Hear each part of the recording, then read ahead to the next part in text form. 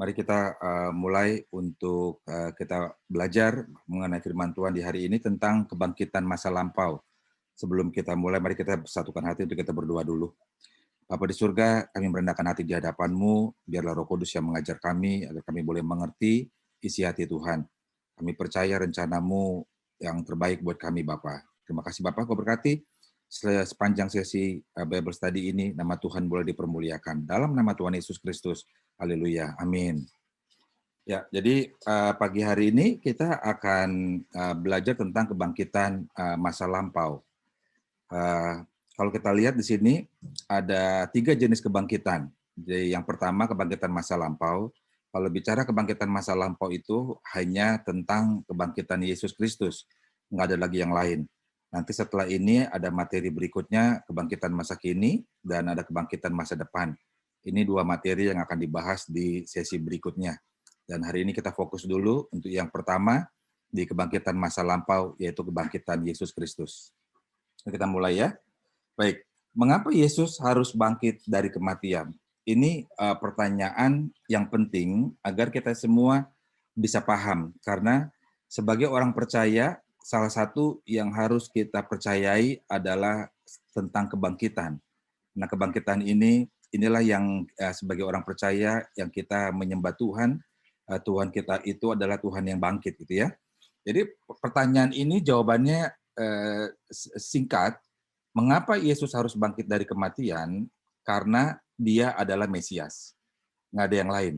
Kalau kita punya Tuhan adalah Mesias, Juru Selamat, segala segala macam pertanyaan, kekhawatiran dalam hidup, apapun itu dalam hidup kita, semua terjawab. Karena dia adalah Mesias. Kita nggak sia-sia menyembah Tuhan yang hidup, kita punya pengharapan kepada Tuhan yang hidup, pokoknya semua terkandung di dalam ini ya, karena dia adalah Mesias. Nah sekarang dilihat ini ya, Bapak Ibu, di 4 kitab pertama perjanjian baru disebutnya Injil. 3 Injil pertama itu, yaitu Matius, Markus, dan Lukas, itu disebutnya Injil sinoptik. Jadi sinoptik itu artinya, sin artinya sama, optik artinya mata atau penglihatan.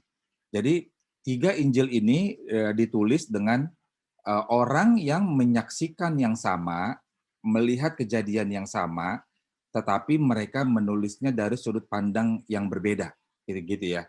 Itu Matius, Markus, dan Lukas.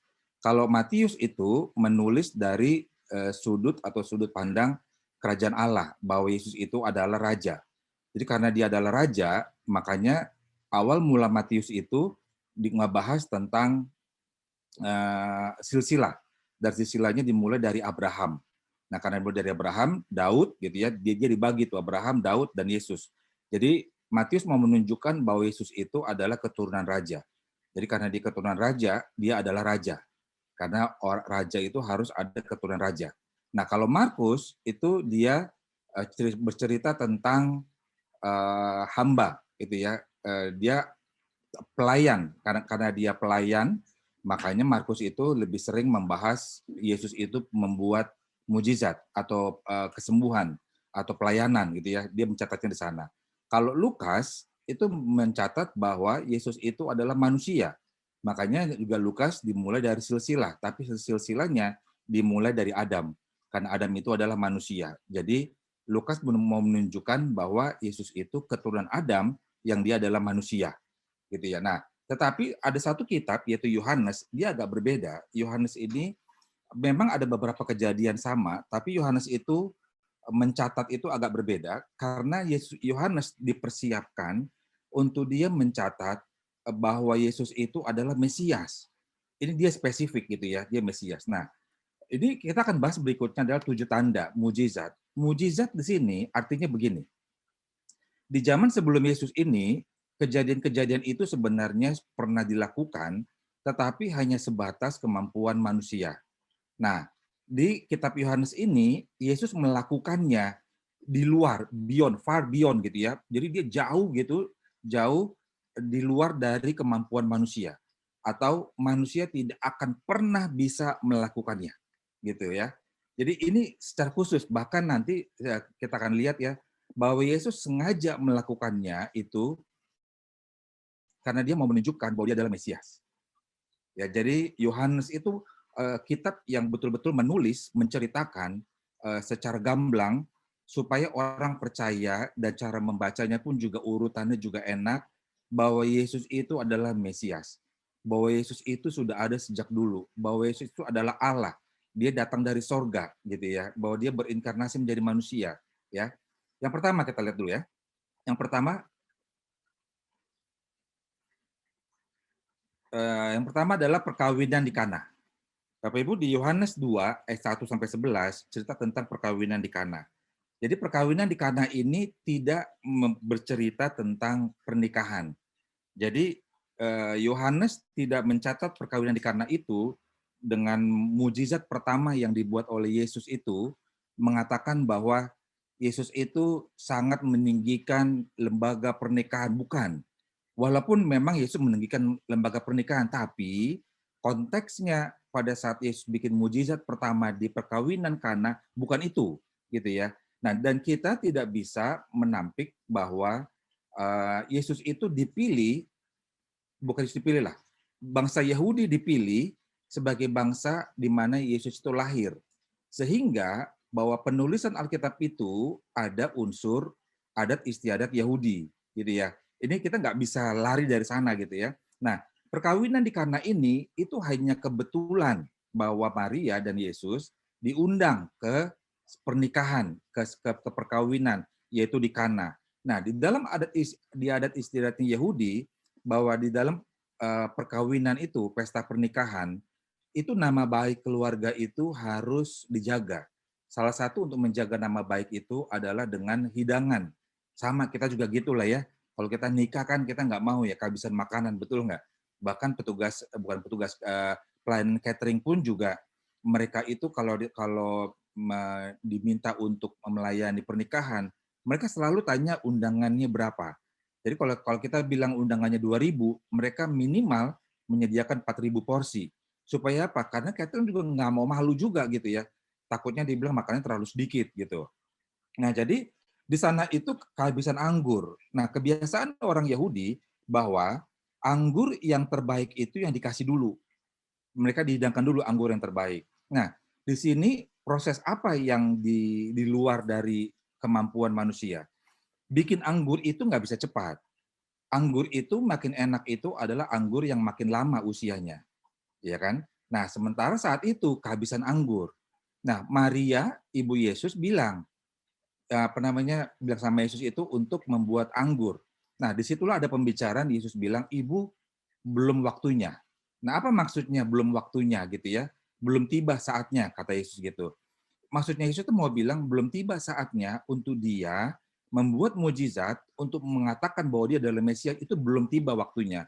Tapi Maria tidak menanggapi itu, dia malah menyuruh pemimpin pesta untuk mengambil tempayan. Nah, ini juga sama kan, tempayan ini juga termasuk adatnya Yahudi juga, bahwa di depan rumah orang Yahudi selalu ada tempayan. Untuk apa? Untuk basuh kaki. Jadi orang Yahudi itu sebelum masuk rumah itu dia selalu harus basuh kaki dulu dan juga cuci tangan. Nah, itulah tempayan itu dibilang suruh bawa gitu ya. Nah, disitulah Yesus merubah air menjadi anggur. Saat itu dihidangkan, tamu-tamu yang terakhir yang mendapatkan anggur, mereka bingung. Mereka bilang, biasanya kalau ke pesta, selalu anggur yang terbaik dulu yang dihidangkan, dan yang kurang baik akan terakhir. Tapi ini di pesta ini, dari awal hingga akhir, semuanya adalah anggur yang terbaik. Gitu ya. Nah, disinilah yang tidak bisa dilakukan oleh manusia, yang Yesus buat. Bahwa anggur yang Yesus buat, itu langsung anggur yang terbaik. Nah, itulah mujizat pertama yang dilakukan oleh Yesus, dan ini untuk menunjukkan bahwa dia adalah Mesias. Orang akan terheran-heran, kok bisa air berubah jadi anggur dan rasanya yang enak gitu ya, anggur yang kualitas yang terbaik. Baik, yang kedua, Yesus menyembuhkan anak pegawai istana. Pada zaman Perjanjian Lama, Elia juga menyembuhkan orang sakit. Tetapi yang tidak bisa dilakukan oleh manusia di sini adalah begini. Kalau kebiasaan orang menyembuhkan orang sakit adalah didatengin, dijamah, ya kan, dari dekat. Tapi Yesus itu bilang sama pegawai istana, "Kamu pulang, anakmu sembuh." Gitu ya. Jadi Yesus itu cuma ngomong aja, dia nggak datengin gitu. Nah, saat pegawai istana ini pulang, dia temukan anaknya sudah sembuh. Waktu ditanya jam berapa sembuhnya, itu persis seperti saat Yesus yang ngomong, "Kamu pulang, anakmu sembuh." Gitu ya. Nah, ini yang kedua. Ini mau menunjukkan bahwa Yesus itu adalah Mesias. Sekarang kita lihat yang ketiga. Yang ketiga, Yesus memberi makan 5.000 orang. Nah, kalau kita lihat bahwa ya kita biasalah memberi makan gitu ya kepada orang. Tapi yang ajaib adalah memberi makan 5.000 orang ini dan ini adalah laki-laki. Jadi kalau dia bawa istri, setengahnya bawa istri, setengahnya lagi suami istri punya anak, bawa saudara gitu ya, mungkin minimal 12.000 orang. Nah, 12.000 orang ini itu diberikan itu makanannya dari 5 roti dan 2 ikan. Nah, ini nggak akan pernah bisa dilakukan oleh manusia siapapun, bahwa roti itu bisa cukup, ikan itu bisa cukup gitu untuk sekian banyak orang. Yang keempat, Yesus berjalan di atas air. Coba siapa yang pernah bisa Yesus berjalan di atas air? Dulu ada pesulap namanya David Copperfield, dia bikin itu ternyata dibongkar rahasianya bahwa dia nggak murni jalan di atas air gitu ya. Itu tipuan ternyata gitu ya. Dan hanya Yesuslah yang bisa memperlihatkan kepada orang bahwa dia bisa berjalan di atas air. Ini melawan hukum gravitasi. Ini melawan hukum-hukum alam, hukum-hukum fisika. Nggak akan pernah ada manusia yang bisa berjalan di atas air. Yang kelima, Yesus menyembuhkan orang buta sejak lahir. Kenapa Yesus perlu lakukan ini? Supaya orang tua itu dan anak itu akan ngomong ke orang-orang bahwa ada orang yang bisa menyembuhkan dia buta sejak lahir. Karena kalau buta sejak lahir itu masuk kategori cacat. Dalam ilmu kedokteran pun, dalam ilmu medis pun juga, itu akan dikatakan tidak mungkin bisa. Makanya Yesus lakukan itu. Sesuatu yang tidak bisa dilakukan oleh manusia. Yesus menyembuhkan orang buta sejak lahir. Disinilah orang-orang Farisi mulai gelisah, memanggil orang tuanya, ditanya apa betul gitu ya. Dan tetangga-tetangganya juga menyaksikan, iya betul itu dia adalah buta sejak lahir gitu. Ternyata Yesus bisa sembuhkan. Yang keenam, Lazarus dibangkitkan. Bapak Ibu, Saudara semua tahu proses saat Lazarus itu dibangkitkan. Bahwa Yesus diberitahu bahwa Lazarus sudah mati, bahkan Yesus sengaja memperlama 2 hari. Gunanya untuk apa? Karena Yesus bilang Tuhan akan dipermuliakan. Waktu dibilang Lazarus sudah mati, Yesus bilang Lazarus sedang tidur, gitu ya dibilangnya. Nah, waktu Yesus datang ke sana, Maria ketemu Maria dan Marta, itu sudah 4 hari. Sudah 4 hari bahwa Lazarus itu ada di kuburan. Jadi dia kainnya pun juga sudah keluar cairannya.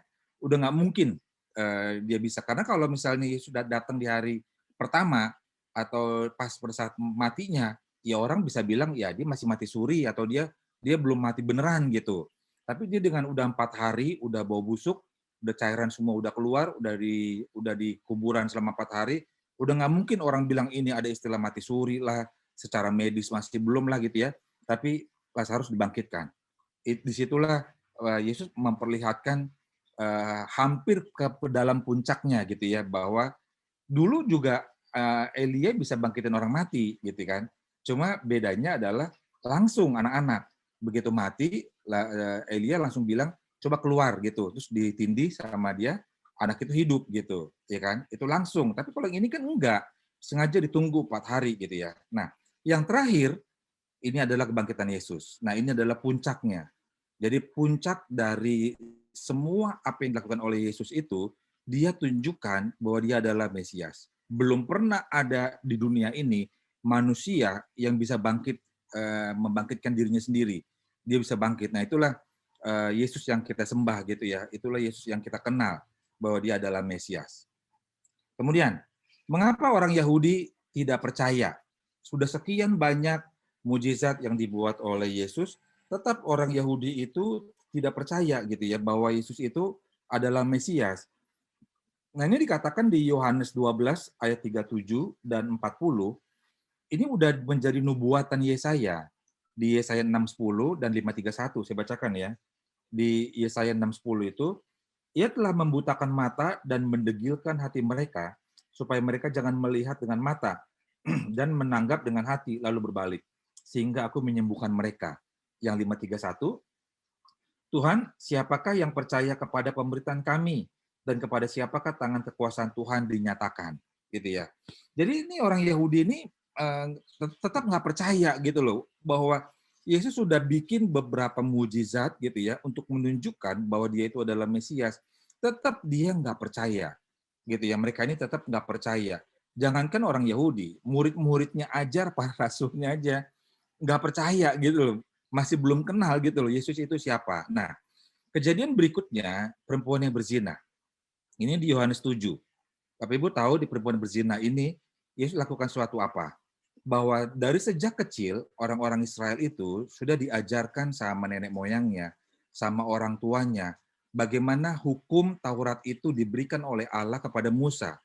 Nah, ini adalah hukum yang turun-temurun diberikan oleh nenek moyang gitu sebagai aturan yang harus dilakukan oleh orang Israel. Makanya mereka sangat meninggikan hukum-hukum Musa.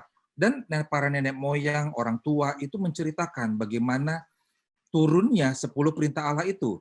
Mereka bilang bahwa Allah itu menulis 2 helai batu dengan jarinya sendiri dan memberikannya kepada Musa, dan Musa memberikannya kepada seluruh orang Israel.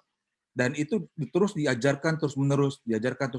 Nah, kejadian perempuan yang berzina, itu Yesus itu sedang berada di bait Allah.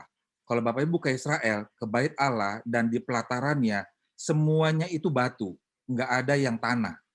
Nggak ada yang tanah ya, semuanya batu. Nah, saat itu dibawalah perempuan yang berzina. Nah, kenapa dibawa oleh orang-orang Farisi ini? Mereka mau menguji Yesus, mau lihat apa yang dikatakan oleh Yesus, karena hukuman bagi orang yang berzina adalah dilempar oleh batu, gitu ya, sampai mati. Nah, tapi ayat yang ke-6 nih, di Yohanes 8 ayat yang ke-6. Mereka mengatakan hal itu untuk mencobai dia, supaya mereka memperoleh sesuatu untuk menyalahkannya. Nah, pada saat itu Yesus bilang begini sama mereka, barang siapa di antara kalian yang tidak pernah melakukan dosa, baiklah dia yang melempar lebih dahulu. Gitu kan? Nah, satu persatu orang itu pergi meninggalkan perempuan itu. Tapi Yesus membungkuk lalu menulis dengan jarinya di tanah. Kalau di bahasa Indonesianya bilang di tanah. Karena kalau bilang istilah di tanah itu artinya tanah. Tapi saat itu karena berada di pelataran bait Allah, tidak ada tanah. Jadi kalau baca bahasa Inggrisnya itu dibilangnya itu ground gitu ya, dasar, atau bisa juga dibilangnya itu batu. Jadi sebenarnya itu Yesus itu juga dia sedang menunjukkan kepada orang-orang Farisi, orang-orang Yahudi, bahwa dia adalah Allah, Allah itu sendiri. Karena dia menulis dengan jarinya di batu yang tidak pernah bisa dilakukan oleh orang lain. Gitu ya. Jadi disitulah makanya mereka itu meninggalkan. Jadi waktu mereka pergi, sebenarnya mereka pergi itu bukan karena mereka takut dengan perkataan Yesus yang bilang barang siapa yang tidak berdosa hendaklah dia yang melempari. Bukan itu, karena dia lihat Yesus itu menulis dengan jarinya di batu. Dan karena mereka sudah diajar sejak kecil bahwa hanya Allah yang bisa menulis dengan jarinya di batu, gitu ya. Jadi disitulah apa namanya orang-orang Yahudi itu orang-orang Farisi itu pergi. Kemudian mengapa orang Yahudi itu menolak Yesus? Kita lihat yang pertama. Di zaman dulu Perjanjian Lama bahwa orang Israel itu mengalami perbudakan di Mesir. Mereka sangat menderita. Karena mereka menderita, mereka berteriak sama Tuhan. Tuhan, tolong gitu ya. Mereka bertahun-tahun gitu yang ngomong. 350 tahun mereka jadi budak. Tuhan, tolong, Tuhan gitu kan. Nah, setelah itu siapa yang membebaskan mereka? Yang membebaskan mereka adalah Musa. Jadi mereka melihat nih sosok Musa itu adalah sosok pembebas. Dia adalah sosok pemimpin yang baik hati, yang lembut hatinya, yang dia apa namanya bisa membawa orang Israel masuk ke tanah perjanjian walaupun bukan Musa yang pimpin masuknya gitu ya, tapi yang bisa membebaskan dan yang mengajarkan orang Israel aturan-aturan dan yang bisa mengenal Tuhan gitu, itu adalah Musa gitu ya. Kemudian yang kedua, saat mereka masuk ke tanah perjanjian, itu mereka ini banyak musuhnya gitu ya. Dan ada satu sosok yang bisa membawa sampai dengan saat ini gitu ya. Sampai dengan saat ini dia dikenal sebagai pribadi atau raja yang membawa kejayaan kerajaan Israel. Tidak pernah Israel itu jayanya itu sebesar zamannya dia, yaitu siapa? Daud. Jadi Daud itu dilihat, dipandang oleh orang-orang Israel, orang Yahudi itu sebagai sosok yang bisa menaikkan harkat, yang bisa menaikkan kejayaan, bahwa di zaman Daud jadi raja itu Israel itu begitu ditakuti, begitu berjayanya, bahkan sampai yang mempersiapkan bait Allah, rumah Allah gitu ya. Kemudian yang ketiga mujizat saat musim kering. Jadi Israel pernah mengalami musim kelaparan, musim kering, nggak hujan, 3,5 tahun nggak salah ya, nggak hujan ya. Nah, itu ada satu nabi yang diutus Tuhan, kata Tuhan gini, kalau nabi ini ngomong hujan, hujan akan turun. Kalau nabi ini ngomong hujan berhenti, hujan akan berhenti. Gitu ya. Siapa itu? Elia. Jadi, Bapak Ibu gini ya, kita belajar sekarang ya. Kenapa sampai dengan saat ini orang Yahudi menolak Yesus? Kenapa? Karena di matanya mereka, di kepalanya mereka, sosok seorang Mesias, sosok seorang pembebas, itu mereka maunya yang seorang pemimpin yang hatinya lembut seperti Musa, yang mau ngajarin, yang sabar, dan punya wibawa seperti raja, seperti Daud, dan melakukan mujizat-mujizat seperti Elia. Jadi mereka maunya itu sosoknya yang gagah kayak Daud, kayak Musa, tetapi tangannya memperlakukannya itu bisa membuat mujizat-mujizat seperti Elia, dan mujizatnya itu betul-betul yang menolong orang-orang gitu loh.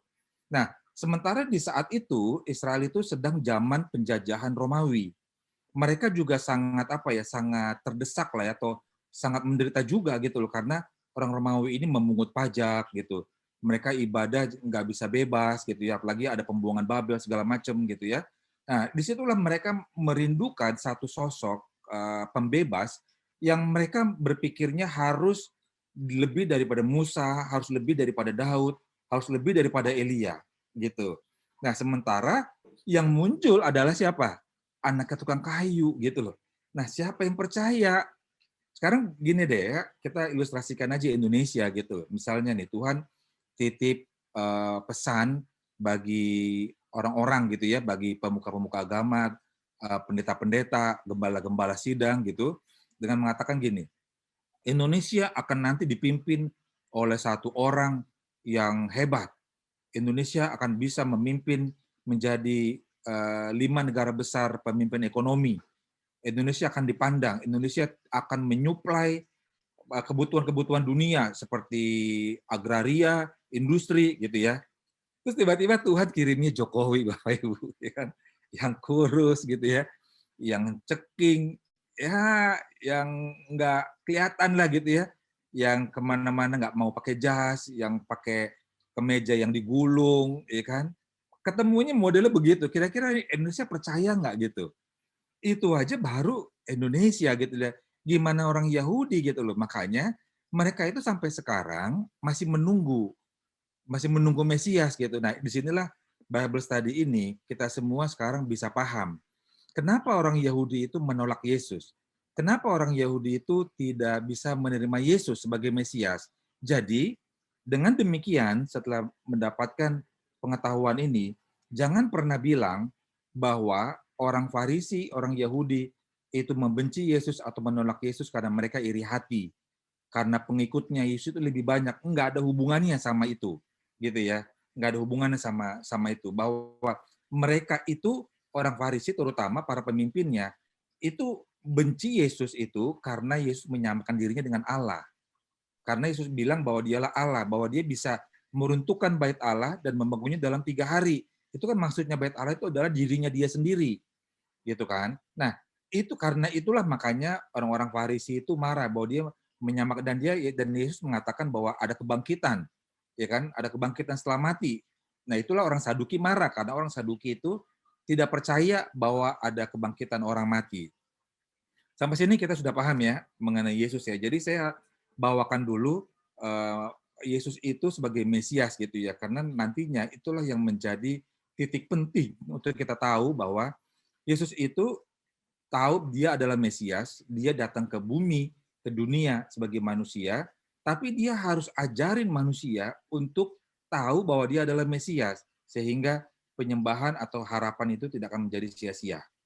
Nah, sekarang setelah Yesus itu mati, Yesus itu dikuburkan. Setelah Yesus dikuburkan, dia bangkit. Nah, setelah dia bangkit, dia menampakkan diri. Nah, ini juga Yesus menampakkan diri ini ada tujuannya gitu ya. Yang pertama, Yesus menampakkan diri itu kepada Maria Magdalena, Yohana, dan Maria ibu Yakobus. Dan pesannya buat orang-orang ini, karena orang-orang ini adalah perempuan yang bukan seperti 12 rasul. Mereka ini tidak ikut Yesus kemana-mana.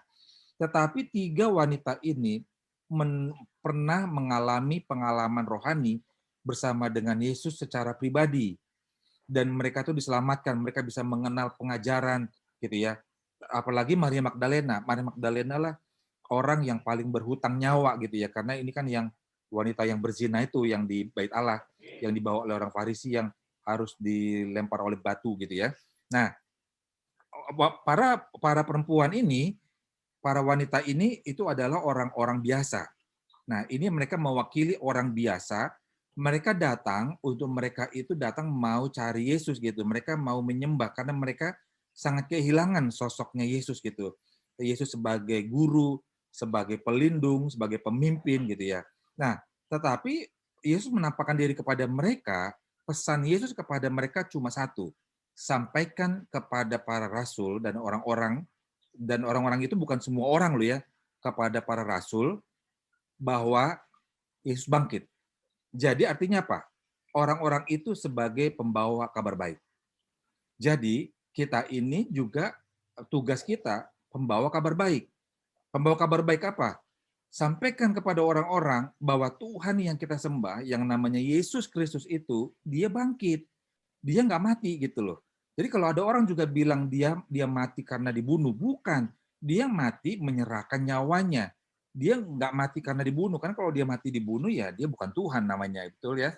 Jadi itu yang harus kita sampaikan bahwa Yesus itu mati itu dia serahkan nyawanya. Jadi pertama kali Yesus menampakkan diri kepada Maria Magdalena, Yohana dan Maria ibu Yakobus, itu mereka bertiga sebagai pembawa kabar baik untuk menyampaikan kepada para rasul bahwa Yesus bangkit. Yang kedua, Yesus menampakkan diri kepada Kleopas. Kleopas ini murid. Jadi saya bedakan antara murid sama rasul. Kalau rasul itu 12 orang yang dipilih Yesus. Kalau murid adalah hasil pelayanan Yesus menghasilkan murid. Mereka ikut Yesus gitu ya. Nah, Kleopas ini bersama dengan satu orang lagi, tapi Alkitab tidak pernah mencatat siapa kawannya Kleopas. Tapi dua murid itu, dikatakan dua murid itu, dalam perjalanan ke Emmaus. Jadi mereka ini sebagai murid yang kehilangan pengharapan. Kenapa kehilangan pengharapan? Karena mereka lagi on fire. Mereka lagi semangat-semangatnya belajar. Mereka lagi baru ketemu sosok guru, ketemu sosok pemimpin yang buat mereka. Sehingga mereka berharap kemanapun pemimpinnya itu akan pergi, mereka maunya ikut gitu ya. Tapi apa yang terjadi? Kok ternyata mati gitu. Nah, karena mati, jadinya mereka nggak punya lagi semangat. Mereka nggak punya lagi semangat, mereka ketakutan karena mereka berpikir kalau pemimpin kita jadi tangkap, mungkin setelah ini kita yang ditangkap gitu. Makanya dalam perjalanan ke Emmaus, mereka dengan loyo gitu, Yesus menampakkan diri kepada mereka berdua, Kleopas dan salah satu temannya.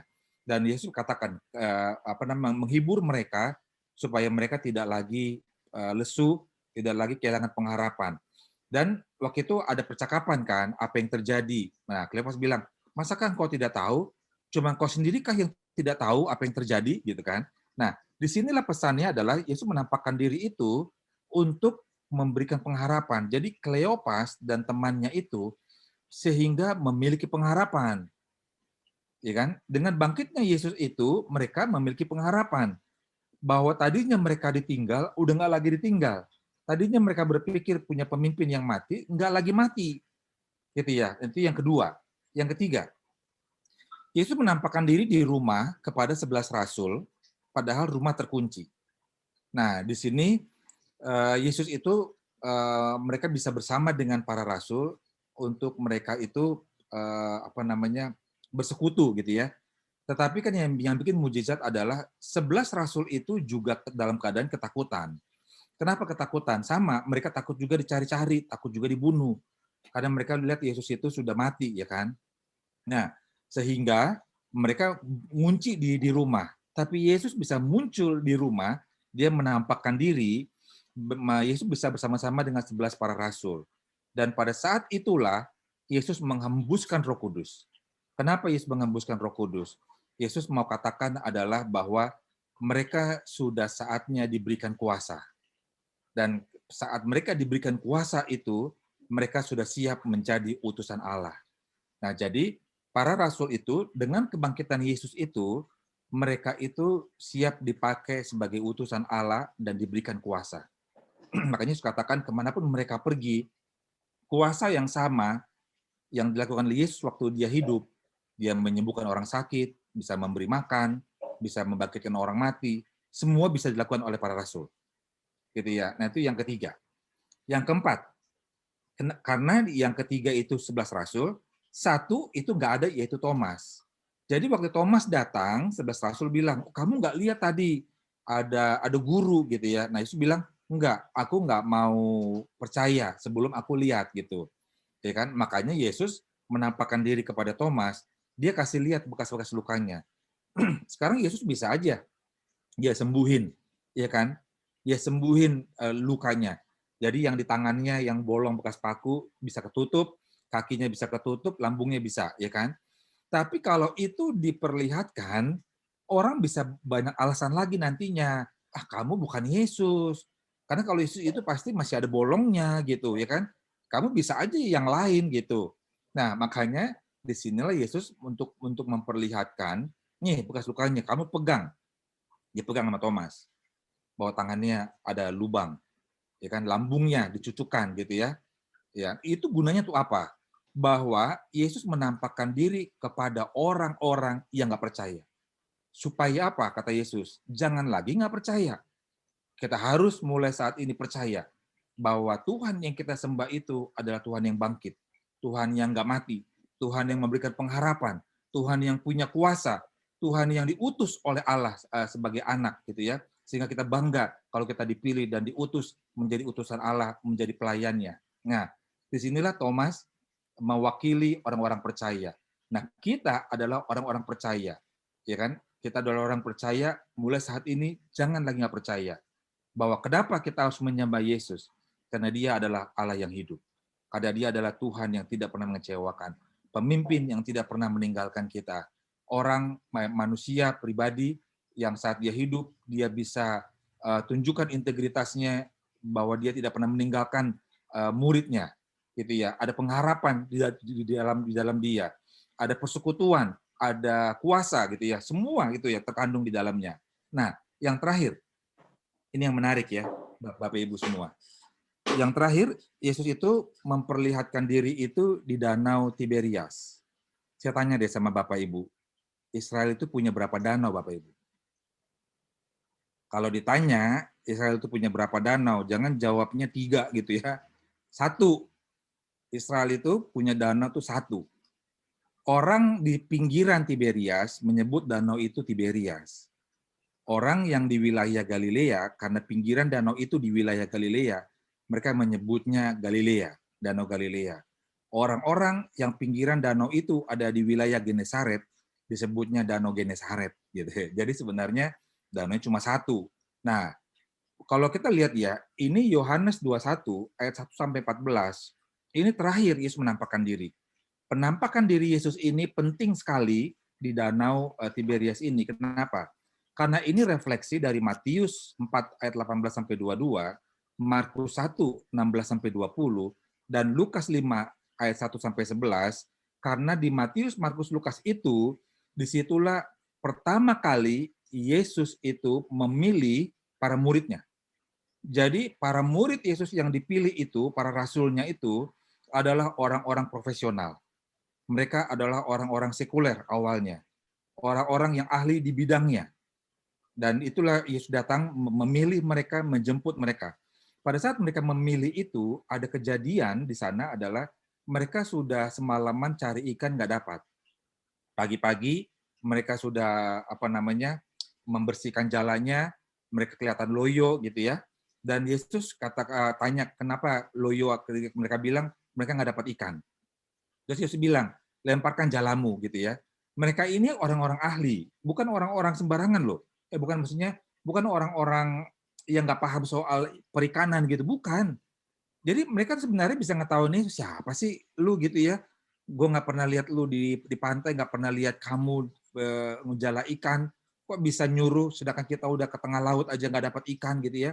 Ternyata mereka dapat ikan gitu kan. Nah, disitulah Yesus bilang, mulai saat ini engkau tidak lagi menjala ikan, tetapi menjala manusia. Ya, dia dikatakan kepada Petrus. Nah, pada saat Yohanes 21:1-14 ini, Yesus menampakkan diri lagi. Kejadian itu diulang lagi sama Yesus. Kenapa diulang lagi? Ini sebagai bentuk peneguhan, sebagai bentuk penyempurnaan gitu ya. Makanya gini kan, bahwa sudah Yesus menampakkan diri di rumah, ya kan? Tetap para rasul itu nggak percaya, bayangin loh. Sudah dikasih tahu sama Maria Magdalena, Yohana, Maria Ibu Yakobus, ada Kleopas gitu ya yang sudah menyaksikan, terus di rumah sudah dihembuskan kuasa. Mereka mau balik lagi jadi sekuler lagi. Mau balik lagi jadi profesional lagi. Mau kembali lagi ke kehidupannya yang lama lagi gitu. Jadi penjala ikan lagi. Makanya Yesus perlu penampakan diri lagi di Danau Tiberias gitu. Untuk apa? 12 murid itu yang termasuk Matius penggantinya Yudas, mereka sudah dipanggil sebagai pelayan Tuhan. Jadi kalau kita sudah dipanggil sebagai pelayan Tuhan, karena nggak semua orang dipanggil untuk menjadi full timernya Tuhan gitu ya. Jadi kalau saya misalnya nih, orang yang pernah di profesional, pernah di sekuler, tiba-tiba harus menjadi full timer, meninggalkan dunia sekuler, Bapak Ibu nggak boleh balik lagi, gitu ya.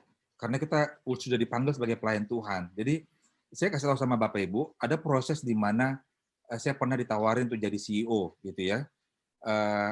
Nggak jadi, gitu ya. Bahwa jadi di hari pertama itu saya sudah masuk, tapi saya batalkan karena apa?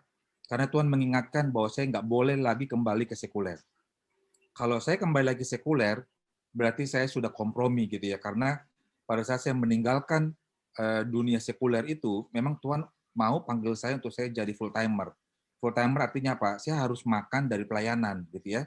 Nah, kejadian itu sebenarnya untuk mengingatkan kembali bahwa orang-orang, murid-murid para rasul yang dipanggil sebagai pelayan Tuhan tidak boleh kembali lagi ke masa lalu gitu, harus maju terus gitu ya. Nah, di momen itulah ada pemulihan atas dosa masa lalu. Ini kepada siapa? Petrus. Karena waktu di Matius, Markus, Lukas itu Petrus itu dikatakan tidak lagi menjala ikan, tetapi menjala manusia, penjala manusia. Sementara Petrus menyangkal Yesus 3 kali. Disitulah sebabnya Yesus itu memulihkan Petrus. Apakah engkau mengasihi aku 3 kali? Jadi ada pemulihan atas dosa masa lalu, gitu ya. Nah, yang keempat, Yesus itu minta ikan. Yesus itu makan gitu ya. Kejadian itu, Yesus itu mau kasih tahu ke mereka adalah orang-orang yang akan dipakai Tuhan, yang sudah diberikan kuasa itu, yang menjadi utusan Allah, apalagi yang full timer gitu, jangan pernah khawatir. Tuhan akan menyertai sepanjang hidupmu. Tuhan tidak akan pernah meninggalkan. Tuhan akan mencukupkan kebutuhan hidupnya. Makanya jangan lagi kompromi sama hal-hal sekuler gitu. Jadi harus sudah mulai dipisahin gitu ya. Karena kalau nanti kompromi lagi kepada hal-hal sekuler, nanti otaknya mulai lagi dengan otak duniawi. Itu yang Tuhan nggak mau.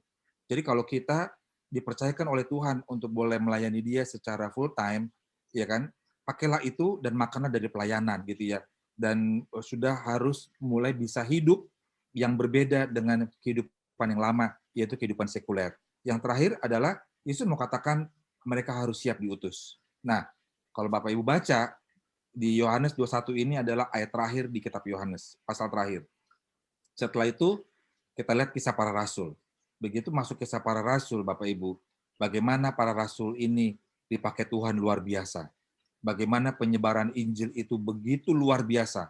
Ya kan, sampai dengan kita tahu saat ini bagaimana kekristenan itu bisa menyebar ke seluruh dunia.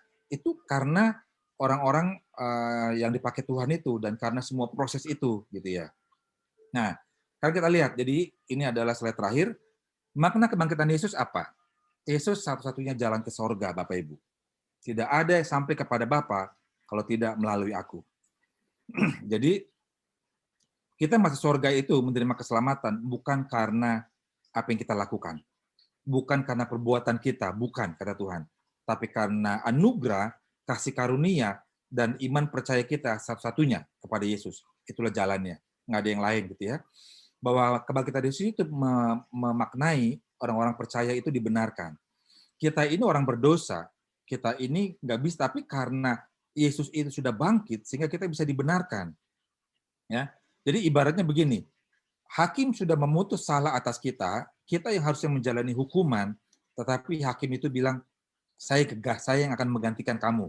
Nah gitu ya. Jadi dengan kita punya Tuhan yang kita sembah, Mesias, Juru Selamat yang hidup, dia menggantikan kita yang harusnya kita yang dihukum menjadi Tuhan yang sudah tanggung hukumannya. Makanya kita menjadi orang-orang percaya yang dibenarkan.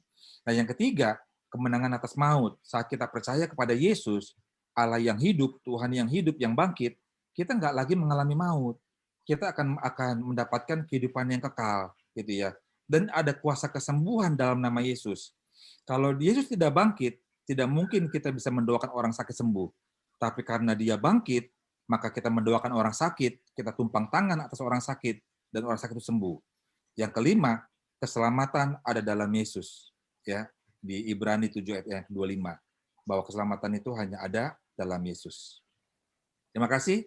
Tuhan memberkati. Kita akan ke tanya jawab. Pak Simon, pertanyaan pertama ya. Mohon bertanya, apakah pengganti Yudas Iskariot juga disebut rasul karena tidak dipilih oleh Yesus? Mungkin ini mereferensikan kepada proses pemilihan Matias, Pak ya? Ya, oke. Jadi memang itu tidak dipilih oleh Yesus, tetapi dipilih oleh 11 rasul yang lain gitu ya.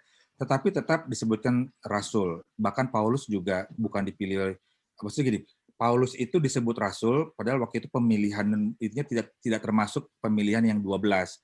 Karena Paulus itu didatangkan oleh Yesus dan dipakai gitu ya.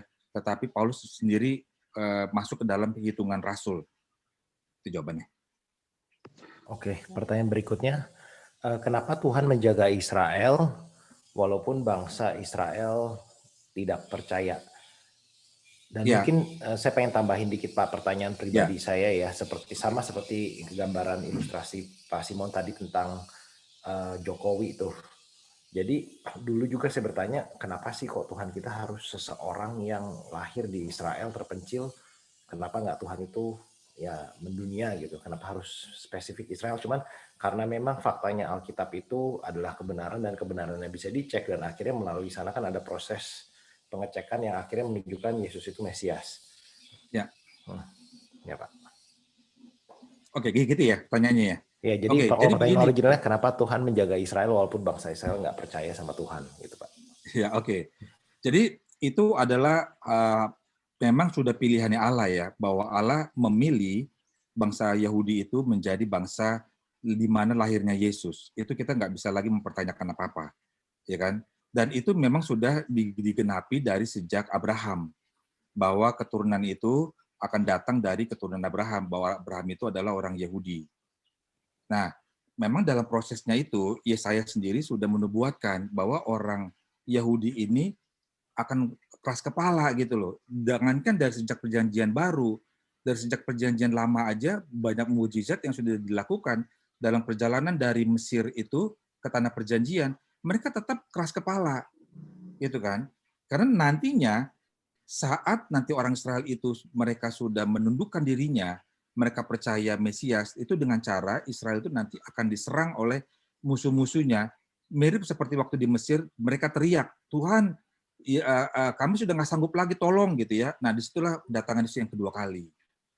Ya, memang ini bangsa yang memang sudah dilihat, jangankan bangsa ya, para muridnya aja, rasulnya, yang 12 itu gitu ya, yang bersama-sama dengan mereka setiap hari aja nggak percaya, sampai dengan terakhir mereka di apa namanya diperlihatkan gitu, baru mereka akhirnya bisa percaya.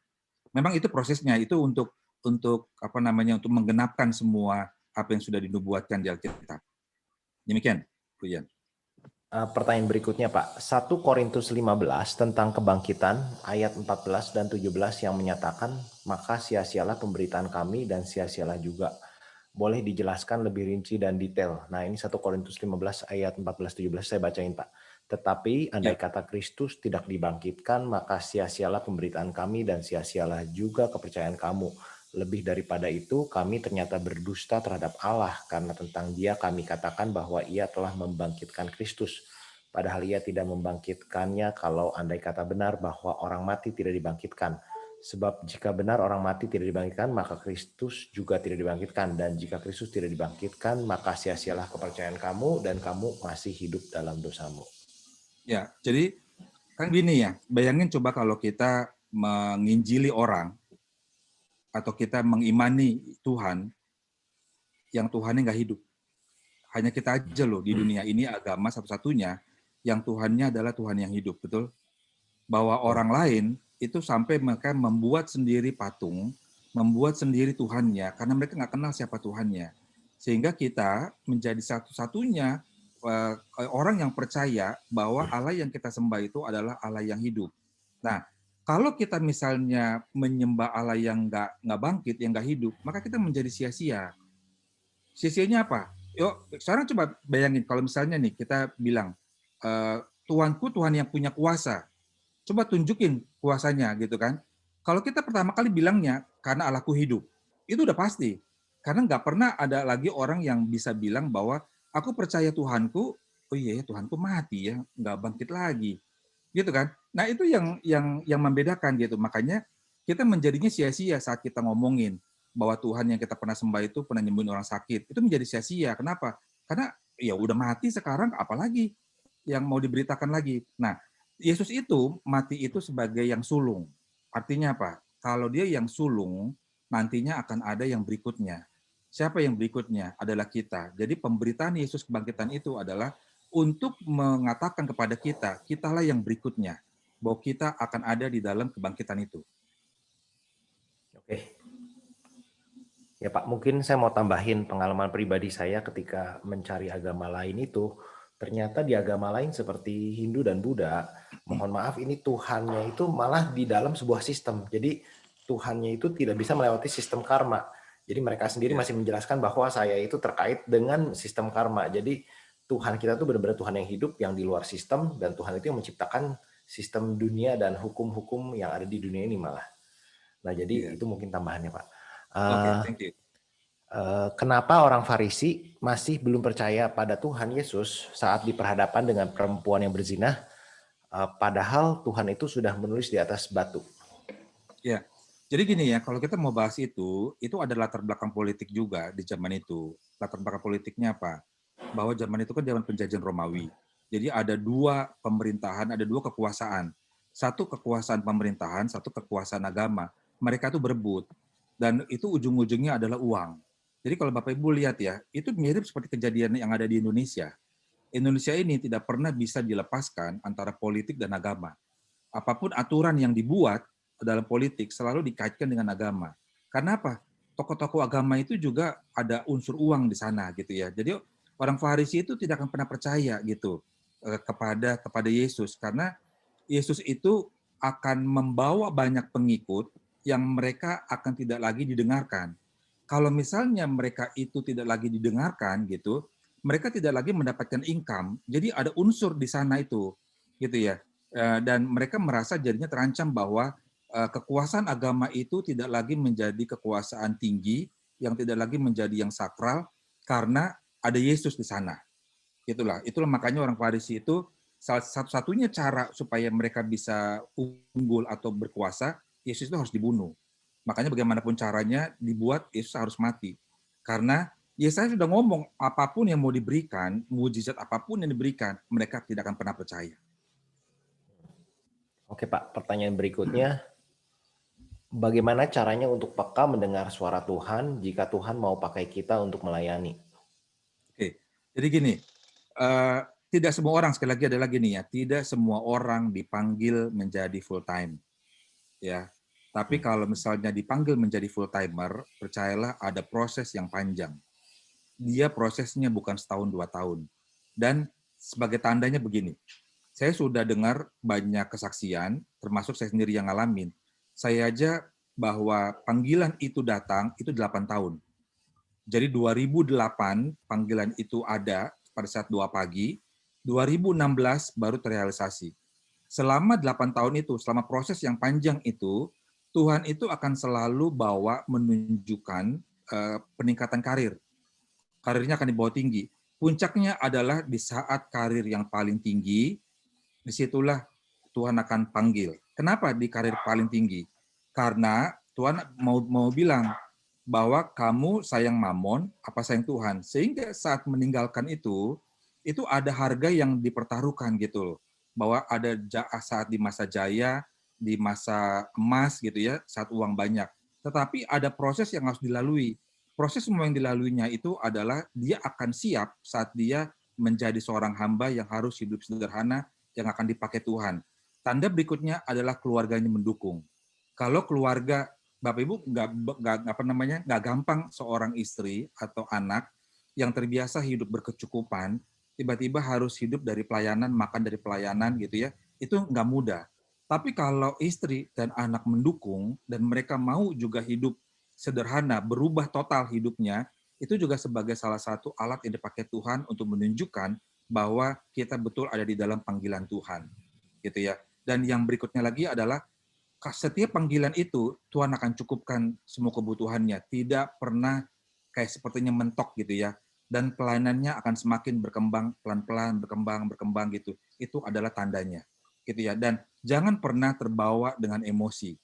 Ya, mengatakan adalah bahwa misalnya begini, ada suara Tuhan yang bilang saya harus serahkan rumah saya, mobil saya gitu ya kepada Tuhan gitu melalui pelayanan gitu ya. Cek dulu itu emosional atau bukan, karena jangan sampai keluarga susah. Karena yang sudah pernah terjadi adalah keluarga tidak punya rumah, tidak punya apa-apa lagi, dan akhirnya jadi marah sama Tuhan. Gitu ya, karena Tuhan tidak pernah begitu prosesnya. Demikian. Oke. Pertanyaan berikutnya, Pak. Apakah Tuhan Yesus hanya akan memilih orang-orang yang ahli atau maksudnya dari dunia sekuler seperti murid-murid dan bukan orang-orang yang biasa? Nah, ini bagus pertanyaannya ya. Tuhan itu bisa pakai siapa aja. Maria Magdalena, Yohana, Maria Ibu Yakobus, itu perwakilan orang-orang biasa. Kleopas itu adalah perwakilan orang-orang yang percaya, yang mau belajar, yang akhirnya jadi murid, gitu ya. Sementara para rasul itu adalah perwakilan dari orang-orang sekuler yang dipanggil menjadi full time. Jadi mereka-mereka ini Yesus menampakkan diri ini sebenarnya sudah mewakili semua latar belakang. Jadi kalau Bapak Ibu tadi jangan ngelihatnya dari para rasul. Ya mungkin itu untuk bagian saya sama Pak Jojo yang para rasul itu gitu ya. Yang Kleopas itulah bagiannya Ibu Vivi sama Pak Ian yang masih aktif di sekuler gitu. Nah, yang Maria Magdalena, Yohana dan Maria Ibu Yakobus, ya itulah sisanya Bapak Ibu sekalian gitu loh.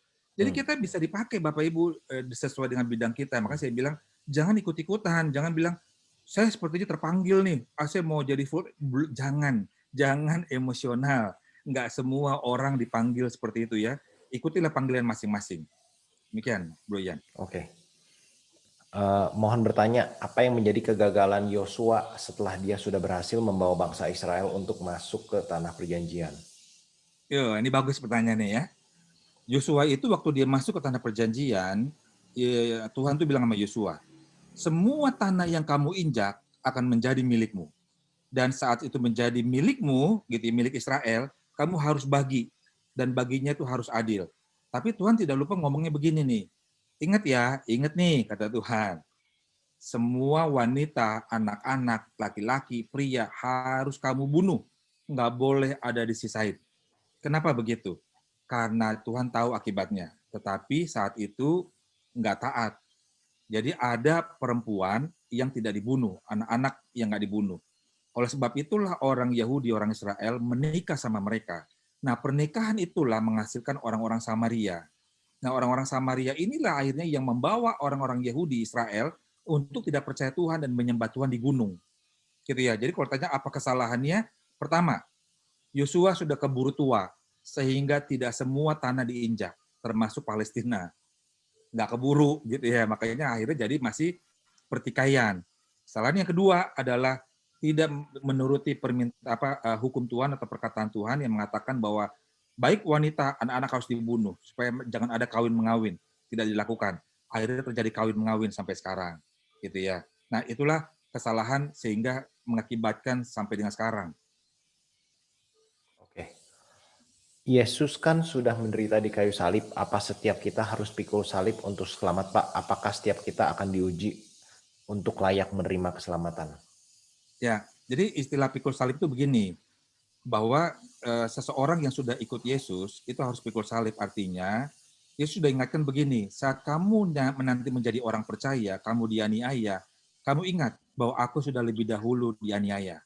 Makanya dalam kita penginjilan kepada orang, jangan ngomongin berkat kepada orang, terutama orang yang nggak percaya. Kalau ngomongin berkat, nanti mereka akan merasa kita bohong. Soalnya apa? Karena yang mereka akan terima adalah aniaya. Jadi harus bilang, kalau kamu menjadi orang percaya, memang kamu akan terima keselamatan, tapi kamu akan terima aniaya. Nah, aniaya itulah salib. Jadi kamu salib. Nah, menyangkal diri apa? Orang-orang seperti kayak saya gini, saya harus belajar untuk menyangkal diri. Artinya begini, kalau saya bisa hidup untuk mewah misalnya, saya nggak boleh lagi. Karena saya udah dipanggil untuk menjadi pelayan Tuhan full time gitu ya. Jadi saya harus menyangkal diri, merubah hidup harus hidup sederhana gitu. Misalnya begitu, ya. Oke. Jadi kira-kira itu definisi dari pikul salib gitu ya. Bukan seperti yang kita lakukan kalau pasca gitu ya, ada seremonial pikul salib gitu ya. Sementara salibnya dibuatnya kalau bisa kayunya yang ringan gitu ya, supaya jangan berat. Kalau mau ya betulan bikin kayu yang seperti Yesus. Nah, coba pikul kuat atau enggak gitu loh. Oke. Bagaimana menceritakan tentang kebangkitan Yesus dengan cara yang tepat kepada orang-orang yang belum percaya kepada Kristus sehingga mereka bisa percaya kepada kebangkitannya? Ya, ini begini. Jadi seperti tadi yang saya bawakan gitu ya, bahwa ada flow-nya gitu, bahwa Tuhan yang kita sembah itu adalah dia sebenarnya adalah Allah. Dia adalah Allah yang berinkarnasi menjadi manusia. Saat dia menjadi manusia, dia membuat mujizat-mujizat untuk menunjukkan bahwa dia adalah Mesias. Dan mujizatnya itu bukan sembarang mujizat. Mujizat yang tidak akan pernah bisa dibuat oleh manusia. Harus gitu ngomongnya. Nah, pada saat dia ditangkap, dia disiksa, dia tidak mati, tetapi dia menyerahkan nyawanya. Kemudian dia bangkit. Nah, pada saat dia bangkit, disitulah dia tunjukkan tanda yang terakhir bahwa dia adalah Tuhan, bahwa dia adalah Mesias, bahwa dia adalah bukan manusia gitu. Nah, dengan kebangkitannya itulah bahwa kita akhirnya menjadi percaya. Kita menyembah Tuhan yang hidup, bukan Tuhan yang mati, bukan Tuhan yang dibuat oleh tangan manusia, tetapi dia sendiri yang datang kepada kita dengan dia mengatakan bahwa dia adalah Tuhan, dia tunjukkan. Gitu. Nah, itulah cara kita penginjilan, sehingga dengan pakai slide yang terakhir, bahwa saat kita percaya kebangkitan Yesus itu, bahwa ada kemenangan di sana, ada keselamatan, satu-satunya jalan, ada kuasa kesembuhan. Nah, itulah cara penginjilannya. Sehingga kita berharap bahwa Tuhan orang lain akan menjadi percaya juga. Um, ini ada beberapa pertanyaan saya skip ya karena mirip, Pak.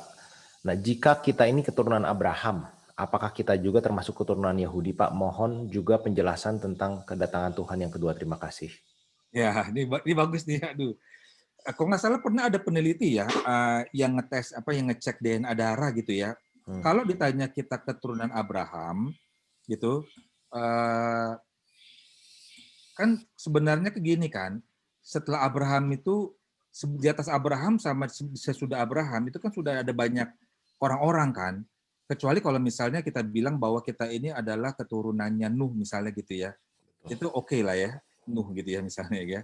Tapi kalau misalnya Abraham, karena Abraham itu sudah ada Ishak, Ishak sudah ada Esau sama Yakub gitu. Esau sama Yakub aja sudah ada dua. Nah, kita sendiri datangnya dari mana? Cuma kalau melihat dari ciri-ciri kan, bahwa orang-orang Israel ini, orang-orang keturunan Yakub ini nggak berbulu. Tapi yang berbulu itu adalah orang-orang keturunan Arab gitu ya. Jadi kita bisa bilang adalah Esau itu keturunan Arab gitu.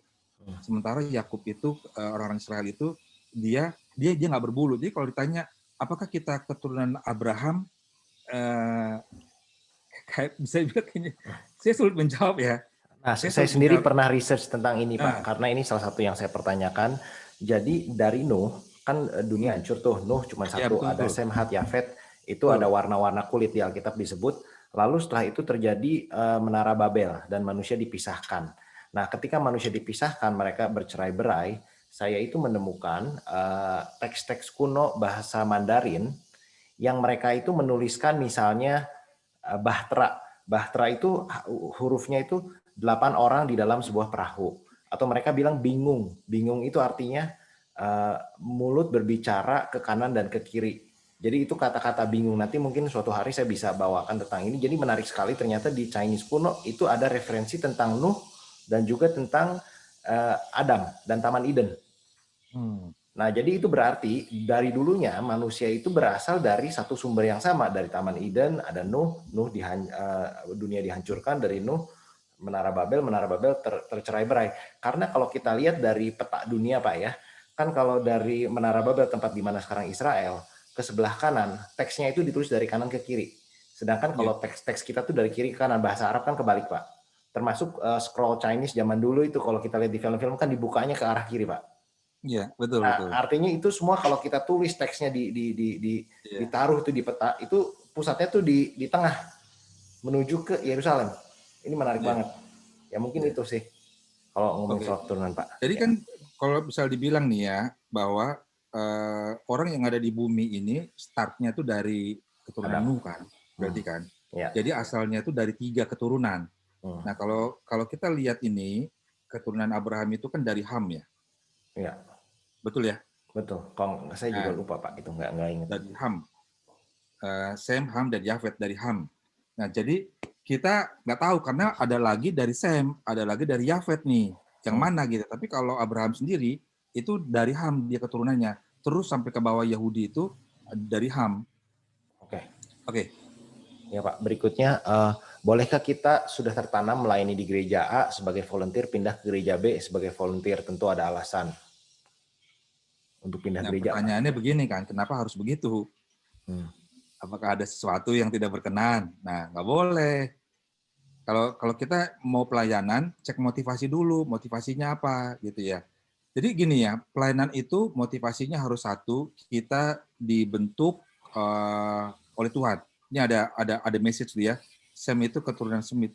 Terbalik kali Semit keturunan Sem, gitu ya. Apa namanya? Jadi gini kan. Jadi sampai mana tadi ya? Oh iya, motivasi pelayanan ya. Kalau Bapak Ibu mau dibentuk karakternya oleh Tuhan, salah satunya lewat pelayanan. Nah, dalam pelayanan itulah dibentuk ada kerendahan hati di sana, ada seperti dulos gitu ya, hati seorang hamba gitu. Nah, kalau saat misalnya tidak ada yang berkenan, misal gini, nggak suka dengan cara didiknya, mau cari tempat yang lain gitu ya, ya berarti motivasinya sudah berbeda gitu kan. Kalau motivasinya benar, ya cobalah untuk tertanam di satu pelayanan, ambillah buahnya gitu ya sampai berbuah dan menjadi berkat. Kalau misalnya memang sudah beda prinsip, ya pindah, jangan sampai jadi dua gitu ya, dua pelayanan.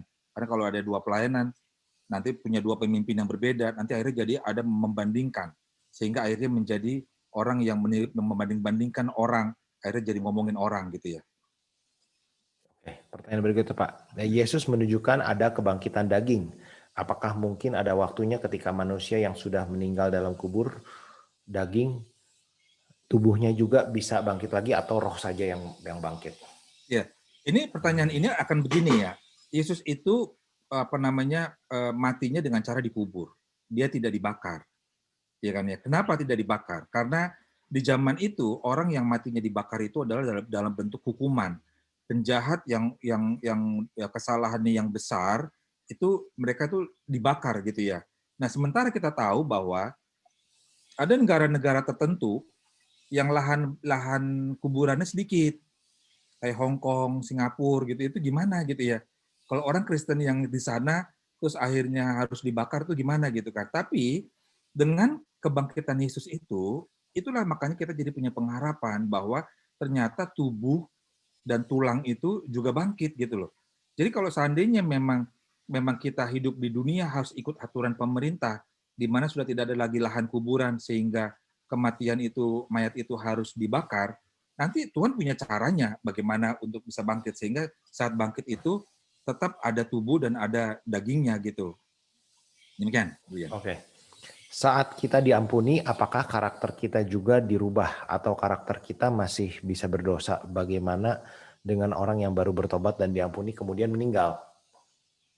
Oke, gini, karakter dosa itu adalah karakter manusia. Misalnya begini ya, pernah nggak dengar istilah dosa warisan? Ada yang pernah dengar? Pernah, pernah Jadi dengar. kalau misalnya begini, ini ada dua pemahaman ya.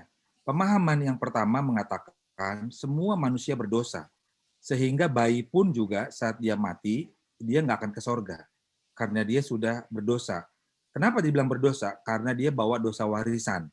Ini Hmm. pemahaman yang pertama, gitu ya. Sehingga dikatakan adalah pemahaman yang pertama itu bahwa orang yang masuk sorga itu setelah lahir baru. Nah, pemahaman yang kedua mengatakan demikian, bahwa orang itu berdosa karena melakukan dosa. Jadi dosa itu adalah perlakuan, perlakuan gitu ya. Nah, bayi itu dikatakan warisan dosa itu bukan karena dia lahir sudah berdosa, bukan, tetapi warisan naluri. Coba kita lihat ya, bayi anak dia nggak pernah diajarin bohong, tapi dia di umur tertentu dia bisa ngomong dan dia bisa berbohong sendiri, betul nggak? Kamu makan ya dek ya ini ya gitu ya, enggak aku nggak makan gitu kan, enggak orang itu gitu kan, padahal dia nggak pernah diajarin loh bohong loh, ya kan. Nah itulah yang disebut warisan dosa. Artinya apa? Naluri untuk melakukan dosa itu diwariskan gitu ya. Sehingga pemahaman yang kedua mengatakan bahwa saat bayi itu meninggal, dia sebelum dia melakukan dosa dia ke sorga. Itu pemahaman yang kedua. Nah, jadi pertanyaan yang ini eh, apa namanya, yang soal yang berdosa ini, yang keduanya apa tadi? Yang keduanya, Bro ya? Eh, kalau karakternya masih berdosa, Oh iya bagaimana karakter dengan ya. orang yang baru bertobat, diampuni, terus kemudian meninggal? Ya gitu ya. Nah makanya kan ada orang bilang begini kan. Jadi enak dong ya kalau gitu jadi Kristen Hmm. kita berbuat dosa aja. Nanti udah mau mati tinggal minta ampun kan masuk surga. Ya pertanyaannya sampai keburu nggak? Jangan ntar nggak keburu minta ampun gitu ya. Nah Hmm. itu nggak boleh begitu ya kan ya. Kalau kita punya kesempatan ya kita mengaku dosa, kita bertobat dan kita berubah. Karakter itu akan berubah seiring dengan waktu. Nah kalau bicarain tadi yang warisan tadi, naluri itu, manusia nalurinya berbuat dosa.